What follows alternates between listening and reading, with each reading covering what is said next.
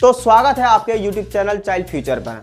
आज की इस वीडियो में हम लोग करने वाले हैं एंगल्स के बारे में। एंगल्स के जितने भी कॉन्सेप्ट हैं, जितने भी आपके डाउट्स हैं, वो सारा इसी वीडियो में क्लियर करेंगे बिल्कुल कम समय में। ठीक है, तो आज हम लोग एंगल्स के बारे में जितने टाइप्स के एंगल्स हैं सबको इसी वीडियो में हम लोग जो है ना कंप्लीट करेंगे। चलिए हम लोग एंगल्स को जानते हैं कौन कौन सा है। तो पहले हम 5 एंगल के बारे में बात करेंगे। ठीक है, पहले 5 एंगल कौन सा है? पहला हमारा क्या है? Acute angle. अभी हम लोग पहले एक्यूट एंगल के बारे में जानेंगे, तब उसके बाद आगे आगे एंगल के बारे में जानेंगे। नेक्स्ट एंगल, एक्यूट एंगल क्या चीज होता है? एक्यूट एंगल का मतलब होता है न्यून कोण। ठीक है, न्यून कोण क्या होता है? वैसा कोण जो 90 डिग्री से छोटा हो बट 0 डिग्री से बड़ा हो। यानी हम कह सकते हैं क्या, 0 से बड़ा और 90 से छोटा, वो एंगल क्या कहलाएगा? Acute angle. यानी हम लोग एक डायग्राम बनाते हैं। ठीक है, ये तो हम लोग 90 डिग्री का एंगल बना दिए। ठीक है, अगर हम लोग बात करें ये हमारा क्या है, 90 डिग्री का है, बट ये क्या कहता है, वो एंगल क्या कहलाएगा जो 0 डिग्री से तो बड़ा होगा, बट ये अगर यहाँ पे 60 है तो ये जो एंगल बन रहा है, तो ये हमारा क्या कहलाएगा? 60 डिग्री का जो एंगल बन रहा है ये हमारा कहलाएगा न्यून कोण, यानी क्या कह सकते हैं, एक्यूट एंगल।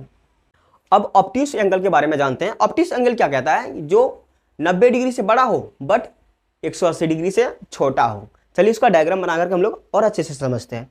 अगर हम लोग एक डायग्राम ऐसे करके बना दें, यहाँ से अगर हम लोग 0 डिग्री से बड़ा कर देते हैं और ये जो है ना अगर मान लेते हैं 120 डिग्री है। ठीक है, यानी क्या होता है, 90 डिग्री से बड़ा हो बट क्या हो जाएगा, अगर यहाँ पे हम लोग स्ट्रेट लाइन खींचेंगे तो वो हमारा क्या हो जाएगा, 180 डिग्री का हो जाएगा। बट क्या कह रहा है, 180 डिग्री से छोटा हो, ये जो एंगल बन रहा है 120 का, यही एंगल हमारा क्या कहलाएगा? Obtuse angle.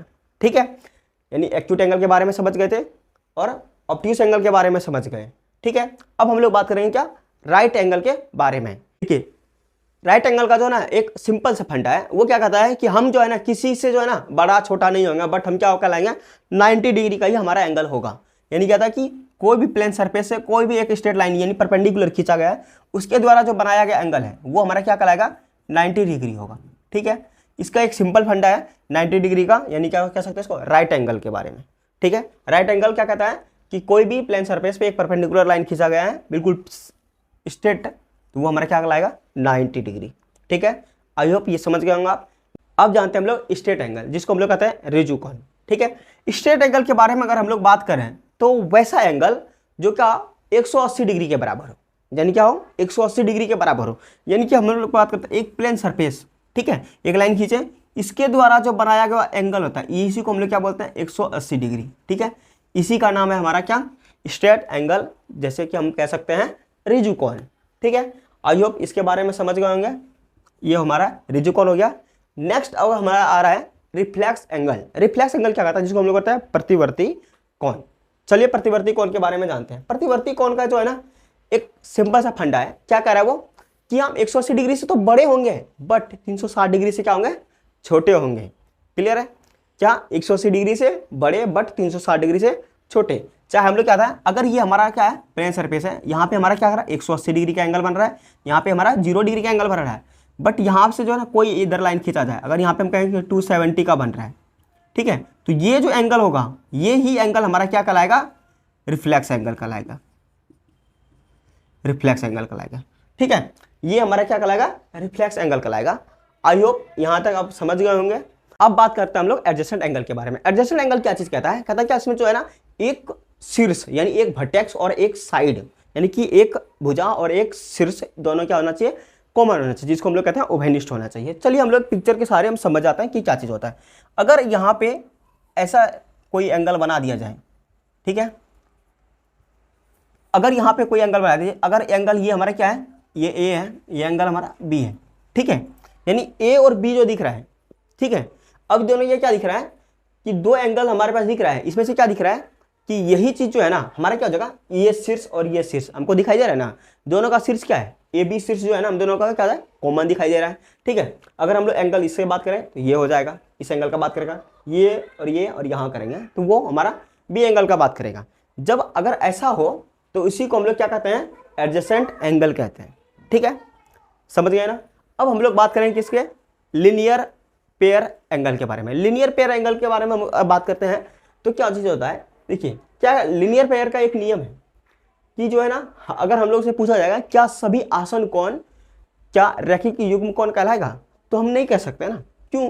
क्योंकि इसका जो है ना वो क्या होता है, लीनियर पेयर संपूरक होता है, जिसको हम लोग क्या बोलते हैं, सप्लीमेंट्री। ठीक है, कॉम्प्लीमेंट्री क्या चीज होता है उसके बारे में भी अभी चर्चा करेंगे हम लोग।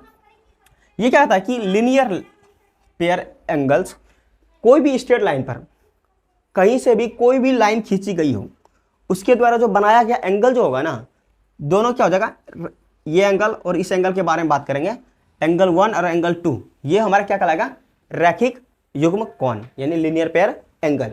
ठीक है, अब क्या कि लीनियर पेयर एंगल का नियम क्या होता है, क्योंकि जो है ना लीनियर पेयर एंगल जो है ना हमेशा क्या होता है, संपूरक होता है, यानी जिसको हम लोग बोलते हैं सप्लीमेंट्री, यानी कि जब भी ये एंगल बनाएगा दो कोनों का योग हमारा क्या होगा, 180 डिग्री हो जाएगा।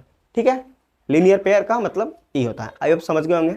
अब हमारे पास आता है क्या, वर्टिकली अपोजिट एंगल यानी शीर्षाभिमुख कोण। शीर्षाभिमुख कोण के बारे में अगर हम लोग बात करें तो देखिए, वर्टिकली अपोजिट का मतलब क्या होता है कि कोई भी एंगल्स एक दूसरे के क्या हो, सामने हो। अगर हम लोग बात करें कोई भी दो लाइन एक बिंदु पे बाइसेक्ट कर रही है यानी प्रतिच्छेद कर रही है, ठीक है, इसके द्वारा बनाया गया एंगल, ये एंगल इस एंगल के क्या हो जाएगा, सामने वाला एंगल के क्या होता है, बराबर होता है, A1 A डैश के बराबर होगा, ए ये जो एंगल होगा इस एंगल के बराबर होगा।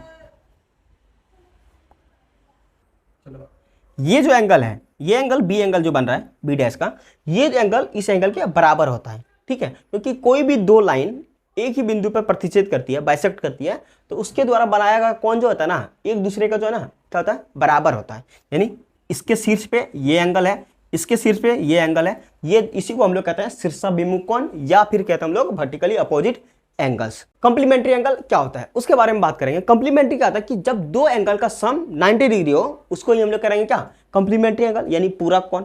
ठीक है, कंप्लीमेंट्री एंगल का जो है ना थोड़ा डायग्राम से हम लोग जो है ना समझते हैं। क्या कह रहा है कि अगर हम लोग दो एंगल को अगर हम लोग बनाए, अगर यहाँ से लेके यहाँ तक 30 डिग्री का एंगल बन रहा है और यहाँ से लेके यहाँ तक जो है ना 60 डिग्री का एंगल बन रहा है, अगर इसका हम लोग नाम दे दें, यहाँ O दे देते हैं, इसका नाम A B और C।